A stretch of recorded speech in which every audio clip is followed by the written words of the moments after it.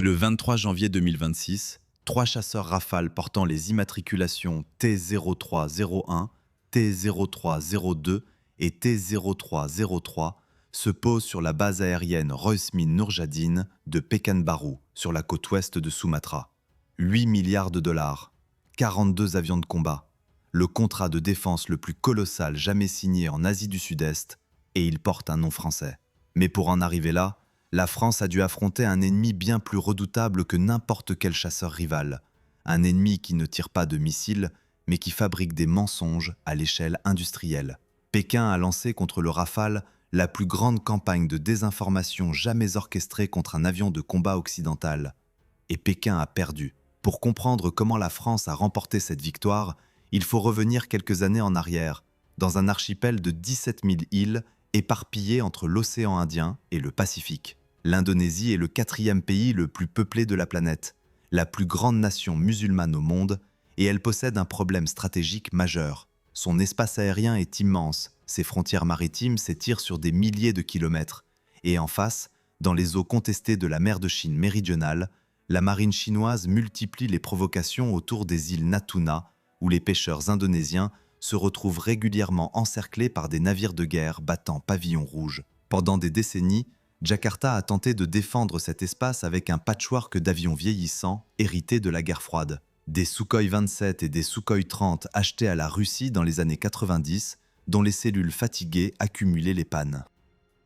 Des F-16 américains modernisés tant bien que mal, mais dont les performances restaient limitées face aux menaces contemporaines.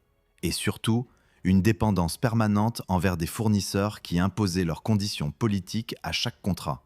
Washington pouvait bloquer la livraison de pièces détachées du jour au lendemain si Jakarta déplaisait au Congrès. Moscou, de son côté, ne garantissait plus ni les délais ni la qualité du suivi technique. L'armée de l'air indonésienne se retrouvait prisonnière de ses propres alliances. C'est dans ce contexte que le président Prabowo Subianto, ancien général de l'armée de terre devenu chef d'État, décide de frapper un grand coup. Le 10 février 2022, l'Indonésie signe avec Dassault Aviation un contrat historique pour 42 Rafales au standard F4, répartis en 3 tranches de 6, 18 et 18 appareils. 30 monoplaces et 12 biplaces, tous équipés des dernières technologies françaises. Le montant total avoisine les 8,1 milliards de dollars, ce qui en fait l'un des contrats d'exportation les plus importants de l'histoire de l'aéronautique militaire française. Mais le Rafale n'arrive pas seul. Jakarta commande simultanément 13 radars de surveillance aérienne longue portée à Thales, 2 sous-marins Skorpen à Naval Group, un avion de transport Airbus A400M Atlas et un Falcon 7X pour le transport présidentiel. C'est une bascule stratégique complète. L'Indonésie ne se contente pas d'acheter un avion. Elle adopte tout un écosystème de défense made in France. Des radars qui guident les chasseurs aux sous-marins qui patrouillent sous la surface, en passant par les avions cargo qui ravitaillent les bases avancées. Les réactions ne se font pas attendre. Les analystes militaires indonésiens, habitués aux équipements russes et américains, accueillent le Rafale avec un mélange de curiosité et de scepticisme. Certains experts de l'université Padjadjaran de Bandung déclarent publiquement que l'Indonésie aurait mieux fait d'acheter des F-35 américains ou des Sukhoi 57 russes, affirmant que même le vieux F-15 surpasserait le chasseur français en vitesse et en maniabilité. D'autres remettent en cause le prix, jugeant que 8 milliards pour 42 appareils représente un coût unitaire bien trop élevé pour un pays en développement. Sur les forums militaires indonésiens, le Rafale est parfois moqué comme un jouet de luxe européen, beau sur le papier, mais incapable de rivaliser avec les mastodontes américains ou les machines russes forgées dans le feu du combat. Pourtant, ceux qui connaissent vraiment le Rafale savent que derrière sa silhouette élégante se cache une machine de guerre redoutable. Le standard F4 embarque un radar à antenne active de dernière génération, le système de guerre électronique Spectra, capable de brouiller et de leurrer simultanément plusieurs menaces, et surtout un arsenal qui ferait pâlir n'importe quel état-major. Le missile Météore, capable d'abattre une cible à plus de 150 km, le Scalp, un missile de croisière furtif, conçu pour frapper des installations stratégiques à des centaines de kilomètres de distance. Le Hammer, une bombe guidée de précision, déclinable en plusieurs versions selon le type de cible. L'Exocet AM-39 pour les frappes anti-navires. 14 points d'emport, 9 tonnes de charge utile. et la capacité de basculer d'une mission air-air à une frappe au sol au cours d'un même vol. Ce que les sceptiques indonésiens ne comprennent pas encore, c'est que le Rafale n'est pas un simple chasseur. C'est un système d'armes complet, conçu pour faire le travail de 3 avions différents en une seule sortie. Et la preuve de cette supériorité va bientôt éclater aux yeux du monde entier dans les circonstances les plus dramatiques possibles. Le 7 mai 2025, à 3 heures du matin, le ciel au-dessus du sous-continent indien s'embrase. L'Inde lance l'opération Sindoor, une campagne militaire massive en représailles à l'attentat de Pahalgam survenu le 22 avril, au cours duquel 26 civils, principalement des touristes, ont été massacrés au Cachemire. Le Premier ministre Narendra Modi, retranché dans sa résidence du 7 Lok Kalyan Marg, suit en direct les frappes sur un écran relié à la salle d'opération du South Block, où le chef d'état-major des armées, le général Anil Chauhan, coordonne la plus grande offensive aérienne indienne depuis des décennies. L'armée de l'air indienne mobilise près de 400 appareils, des Sukhoi 30M Ki, des Mirage 2000 et surtout les Rafales du 101e escadron redéployés en urgence depuis la base de Hasimara vers Gwalior, Ambala, Srinagar et Nal au Rajasthan. Plusieurs batteries de missiles sol-air S-400 sont simultanément repositionnées pour couvrir les bases avancées. C'est la première fois que l'Inde déploie autant de moyens aériens en configuration offensive depuis la guerre de 1971. 9 cibles sont frappées en 25 minutes. Des infrastructures du Jaish-e-Mohammed à Bahawalpur, à près de 100 km à l'intérieur du territoire pakistanais. Des installations du Lashkar-e-Taiba à Muridke, dans le Pendjab pakistanais. Et c'est le Rafale qui porte les coups les plus décisifs. Pour la première fois dans l'histoire du combat aérien, les missiles de croisière Scalp et les bombes guidées Hammer sont tirés en conditions réelles. Les Rafales indiens frappent depuis l'espace aérien national sans jamais franchir la frontière, projetant leur puissance de feu à des distances que l'état-major pakistanais pensait hors de portée. Pas un seul tir ne manque sa cible. Un officier indien impliqué dans les opérations déclare aux médias que chaque objectif a été touché avec une précision absolue. La riposte pakistanaise ne tarde pas. Des drones et des missiles balistiques sont lancés contre 15 sites militaires indiens, de Srinagar à Bhuj, en passant par Pathankot et Chandigarh. Les systèmes de défense aérienne indiens, notamment le S-400 russe et des drones kamikazes Harpy israéliens déployés pour neutraliser les radars adverses, interceptent la quasi-totalité des projectiles.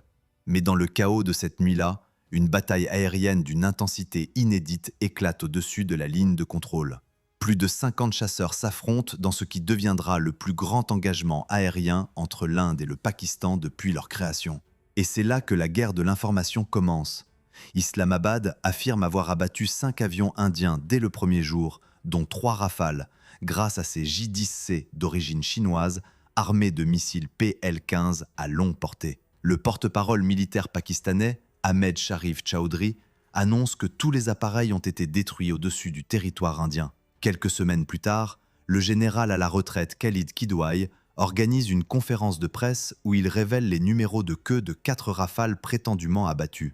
Le chiffre passe de 5 à 6, puis à 7 appareils détruits avec un drone en prime.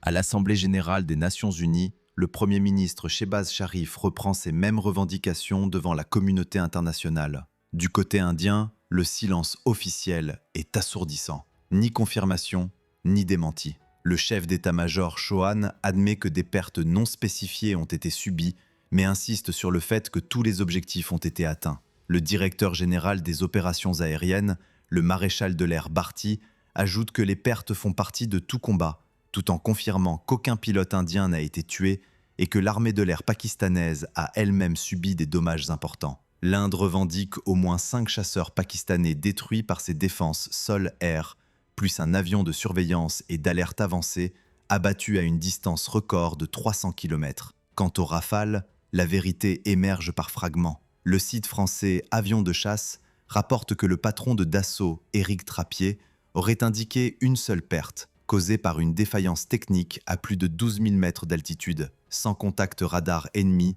ni engagement hostile. Dassault publie ensuite un communiqué officiel démentant toute déclaration opérationnelle de son dirigeant. Le chef d'état-major de l'armée de l'air française, le général Jérôme Bélanger, évoque en juillet 3 pertes indiennes au total, un Rafale, un Sukhoi et un Mirage 2000, sans préciser les circonstances exactes. Plus tard, un rapport de la Commission de sécurité économique du Congrès américain tranche. Seuls 3 appareils indiens ont été abattus et tous n'étaient probablement pas des Rafales. Mais peu importe les faits, car à des milliers de kilomètres de là, une machine bien plus dangereuse que n'importe quel JDC chinois vient de se mettre en marche. Et cette machine ne tire pas de missiles, elle fabrique des mensonges.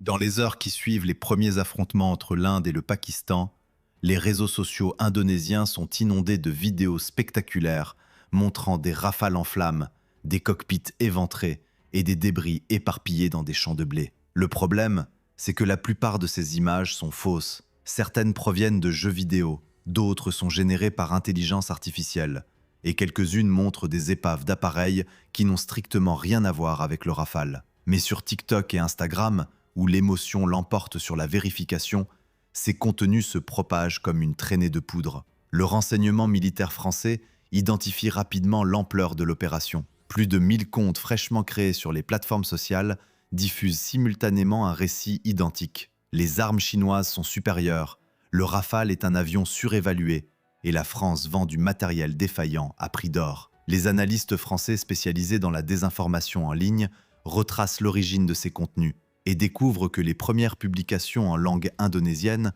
sont en réalité des traductions directes de posts chinois. Un influenceur sino-indonésien, habitué à relayer les contenus des médias d'État chinois, redistribue ces vidéos avec des sous-titres en Bahasa Indonesia, leur donnant une apparence de légitimité locale. Mais la pièce maîtresse de cette campagne est une vidéo virale mettant en scène Ayesha Farouk, une véritable pilote de chasse pakistanaise, faussement créditée d'avoir piloté un J-10C pour abattre un Rafale indien. La version la plus partagée du clip montre en réalité Mariam Mukhtiar, une autre pilote pakistanaise décédée en 2015, identifiée à tort comme Farouk. D'autres versions utilisent des images générées par intelligence artificielle, représentant une femme idéalisée portant le hijab dans un cockpit de chasse. L'image d'une héroïne musulmane terrassant la technologie occidentale résonne puissamment auprès du public indonésien. Sur TikTok, certains utilisateurs commentent qu'ils ont donné à leur nouveau-né le prénom de cette pilote fictive. Parallèlement aux réseaux sociaux, Pékin active un levier bien plus discret, mais infiniment plus efficace. Selon l'évaluation du renseignement français partagée avec l'agence Associated Press, les attachés de défense des ambassades chinoises mènent des opérations de lobbying ciblées auprès des ministères de la Défense de plusieurs pays clients du Rafale. En Indonésie, la pression est maximale. Des diplomates chinois proposent directement à des responsables indonésiens l'achat de J-10 d'occasion à des tarifs défiant toute concurrence, présentant l'appareil comme une alternative fiable et éprouvée au combat face aux Rafales prétendument vulnérables. Le South China Morning Post, média hongkongais proche de Pékin, publie un article affirmant que le contrat de 8 milliards de dollars est désormais sous surveillance à Jakarta et que des questions sérieuses se posent sur le coût, la capacité et la logique stratégique de cet achat. Le hashtag Hentikan Rafale Deal, qui signifie en indonésien « arrêter la transaction Rafale », commence à apparaître sur les réseaux sociaux. Les chercheurs du Nowy Institute de Sydney, qui surveillent l'environnement numérique indonésien par ethnographie digitale, identifient 91 publications associées à ce hashtag sur une période de 2 jours seulement, avec un taux d'engagement extrêmement faible, signe caractéristique d'une amplification artificielle coordonnée. Un tiers de ces publications partagent un article du site Zona Jakarta mettant en avant la corruption comme facteur déterminant dans l'achat indien de Rafale. Le ministère indonésien de la Défense, dirigé par Chafri Shamsodine, annonce qu'il lance un examen formel de la commande et des performances opérationnelles du chasseur français. La nouvelle fait le tour du monde. Les médias spécialisés titrent que le méga-contrat est menacé. Le portail espagnol Galaxia Militar affirme, en citant des sources non vérifiées, que Jakarta a gelé l'achat. Le site américain The National Interest publie une analyse déclarant que l'Indonésie a raison de remettre en cause les prix exorbitants pratiqués par les industriels occidentaux pour des systèmes dont les performances réelles sont désormais contestées. Pour Dassault Aviation, pour l'industrie de défense française et pour la crédibilité stratégique de Paris en Asie-Pacifique, la situation est critique. Des années de diplomatie, des milliards d'euros de contrats et la réputation d'un avion qui n'avait jamais perdu un seul appareil au combat avant mai 2025. Tout cela semble vaciller sous le poids d'une campagne de propagande orchestrée depuis Pékin. La question que se pose alors le monde entier est simple. L'Indonésie va-t-elle céder à la pression chinoise et abandonner le Rafale? La réponse de Jakarta ne vient pas des diplomates ni des généraux, mais d'un parlementaire.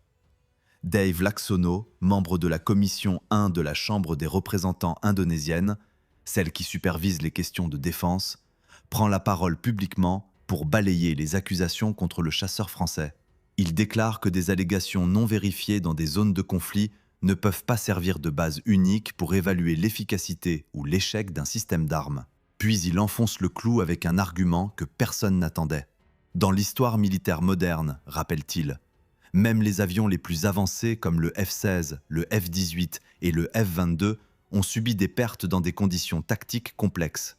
Par conséquent, les performances du Rafale ne peuvent pas être mesurées sur la base d'un seul incident, qui plus est, un incident dont personne n'a apporté la moindre preuve tangible. Cette déclaration marque un tournant.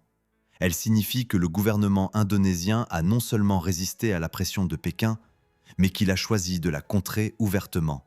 Ce tournant ne fait que commencer, car pendant que les trolls chinois fabriquent des faux sur les réseaux sociaux, le président Emmanuel Macron prépare un déplacement qui va transformer la relation franco-indonésienne en un partenariat stratégique d'une profondeur inédite.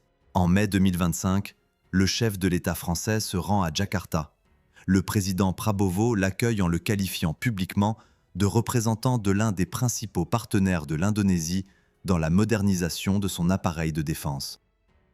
Macron répond que les achats militaires indonésiens, combinés aux exercices conjoints entre les deux armées, témoignent d'un rapprochement sans précédent entre les soldats des deux nations. Les ministres de la Défense des deux pays signent une lettre d'intention pour de futurs contrats d'armement. Mais le véritable coup de théâtre se produit le 28 mai, lorsque l'Indonésie officialise son intention d'acquérir 18 Rafales supplémentaires, en plus des 42 déjà commandés. La gifle pour Pékin est magistrale. Non seulement Jakarta refuse d'annuler le contrat existant, mais elle l'élargit. Mais Jakarta ne compte pas s'arrêter là. En juillet, le journal économique français La Tribune révèle, en citant des sources au sein du ministère des Armées, que l'Indonésie ne cherche plus 12 ni 18, mais 24 chasseurs supplémentaires fabriqués par Dassault Aviation. Le contrat pourrait être signé lors d'une occasion hautement symbolique, la visite du président Prabowo à Paris en tant qu'invité d'honneur des célébrations du 14 juillet. Le président indonésien, ancien général, défilant aux côtés du président français le jour de la fête nationale, alors même que Pékin vient de tenter de saboter leur alliance, l'image est d'une puissance diplomatique rare. Quant à l'offre chinoise de J-10 d'occasion à prix cassé, elle provoque exactement l'effet inverse de celui escompté. Sur les réseaux sociaux indonésiens, les internautes se moquent ouvertement de la proposition. L'idée que la quatrième puissance militaire d'Asie du Sud-Est puisse troquer des Rafales neufs au standard F4 contre des chasseurs chinois de seconde main déclenche une vague de raillerie. La fuite selon laquelle l'ambassade de Chine tentait de convaincre des responsables indonésiens d'acheter ces appareils bradés devient un sujet de ridicule en ligne, enterrant définitivement la crédibilité de la campagne anti-Rafale dans l'archipel. Pendant ce temps, à Bordeaux-Mérignac, dans les ateliers de Dassault Aviation, un événement industriel majeur passe presque inaperçu au milieu du tumulte géopolitique. En octobre 2025, le 300e Rafale sort des chaînes de production. 300 appareils livrés depuis le début du programme, dont plus de la moitié à des clients étrangers. Avec 8 pays acheteurs, l'Égypte, l'Inde, le Qatar, les Émirats arabes unis, la Grèce, la Croatie, la Serbie et l'Indonésie, le Rafale devient officiellement le plus exporté des chasseurs européens de sa génération, devançant l'Eurofighter Typhoon, pourtant construit par un consortium de 4 nations, et le Gripen suédois. Un seul pays, la France, conçoit, produit et exporte un avion qui bat des programmes multinationaux soutenus par des budgets colossaux. Les chiffres financiers confirment cette domination. En janvier 2026, Dassault annonce avoir livré 26 Rafales au cours de l'année 2025, dépassant l'objectif initial de 25 appareils. Le carnet de commandes affiche 220 avions en attente de livraison, dont 175 pour l'exportation. Le chiffre d'affaires franchit les 7 milliards d'euros et la trésorerie disponible atteint 9,4 milliards. Dassault prévoit de porter le rythme de production à 28 appareils en 2026, avec un objectif de 4 à 5 rafales par mois à terme.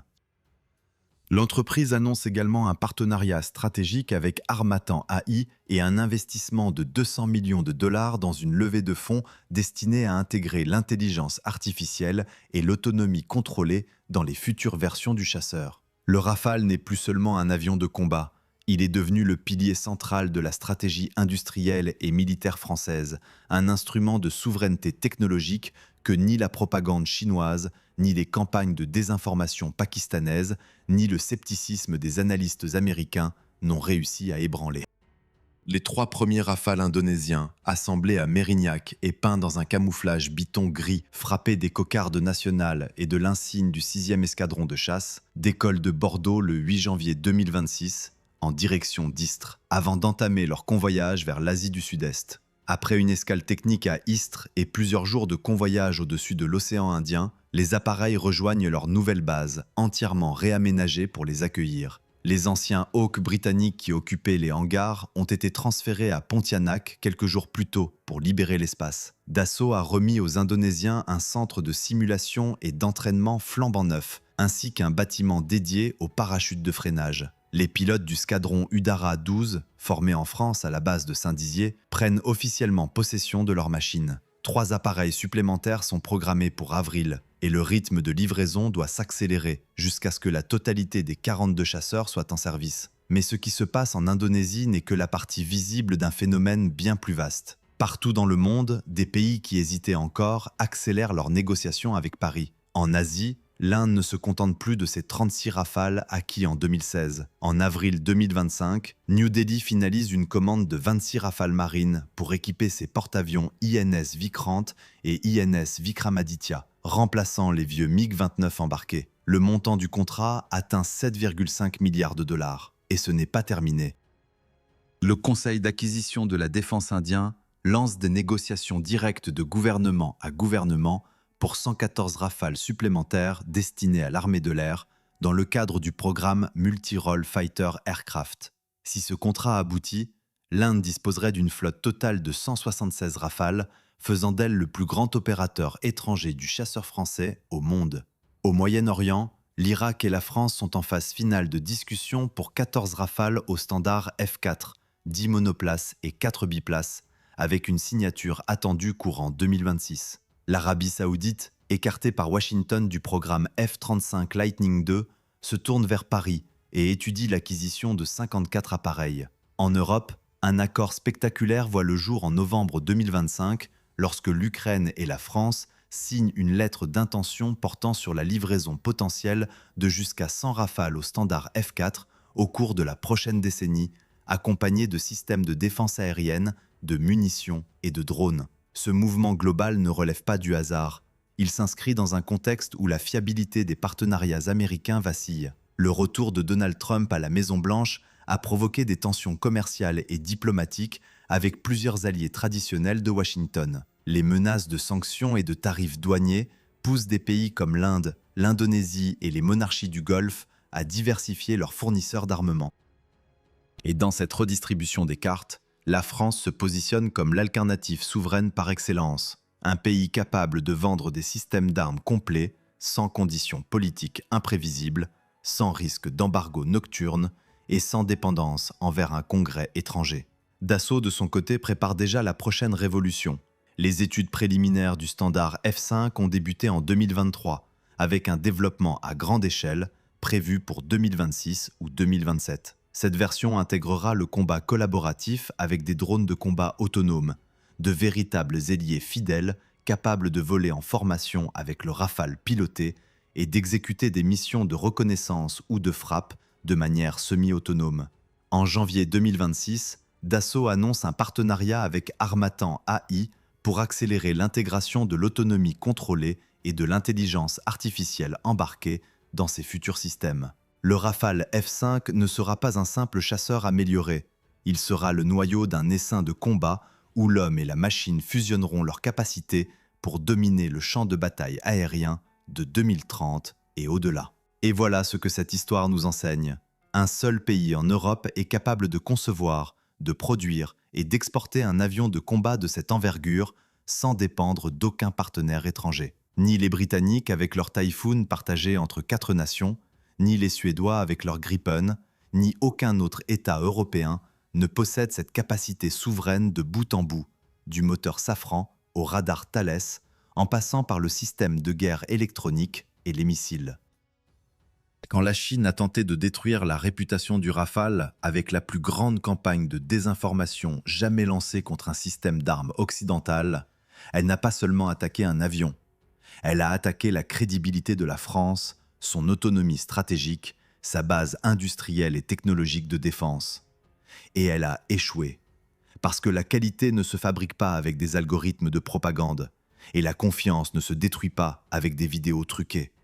L'Indonésie l'a compris, l'Inde l'a compris, et bientôt, le monde entier le comprendra. Si cette histoire vous a passionné, si vous voulez que je continue à raconter les batailles secrètes qui se jouent dans les coulisses de l'industrie de défense mondiale, laissez un commentaire, un pouce en l'air, et abonnez-vous à la chaîne pour ne rien manquer des prochains épisodes.